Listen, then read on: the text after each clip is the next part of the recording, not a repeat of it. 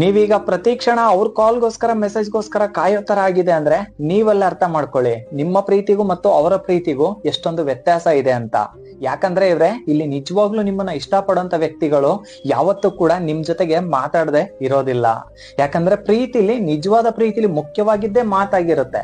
ಎಷ್ಟೇ ನೋವಿದ್ರು ಎಷ್ಟೇ ಸಂಕಟ ಇದ್ರು ಕೂಡ ಸ್ವಲ್ಪ ಮಾತಾಡಿದ್ರೆ, ಇಷ್ಟಪಟ್ಟಂತ ವ್ಯಕ್ತಿ ಜೊತೆಗೆ 2 ನಿಮಿಷ ಪ್ರೀತಿಯಿಂದ ಮಾತಾಡಿದ್ರು ಸಾಕು, ಎಷ್ಟೇ ನೋವಿದ್ರು ಎಷ್ಟೇ ಟೆನ್ಷನ್ ಇದ್ರು ತಲೆಯಲ್ಲಿ ರಿಲೀಫ್ ಅಂತ ಅನ್ಸುತ್ತೆ. ಅದು ಪ್ರೀತಿಗಿರುವಂತ ಒಂದು ಶಕ್ತಿ ಆಗಿರುತ್ತೆ.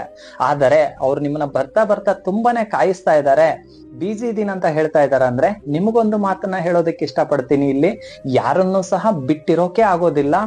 ಅವ್ರ ಜೊತೆ ಮಾತಾಡದೆ ನನ್ಗೆ ಇರೋ ಶಕ್ತಿನೇ ಇಲ್ಲ ಅನ್ನೋಷ್ಟು ಯಾರನ್ನು ಕೂಡ ಹಚ್ಕೋಬೇಡಿ. ಯಾಕಂದ್ರೆ ಅಂತವ್ರಿಗೆ ನಿಮ್ಮ ಪ್ರೀತಿ ಅರ್ಥ ಆಗುತ್ತೋ ಇಲ್ವೋ ಗೊತ್ತಿಲ್ಲ, ಆದ್ರೆ ನಿಮ್ಮನ್ನ ತುಂಬಾನೇ ಕೀಳಾಗಂತೂ ಖಂಡಿತ ನೋಡ್ತಾರೆ. ಇದು ಸತ್ಯ.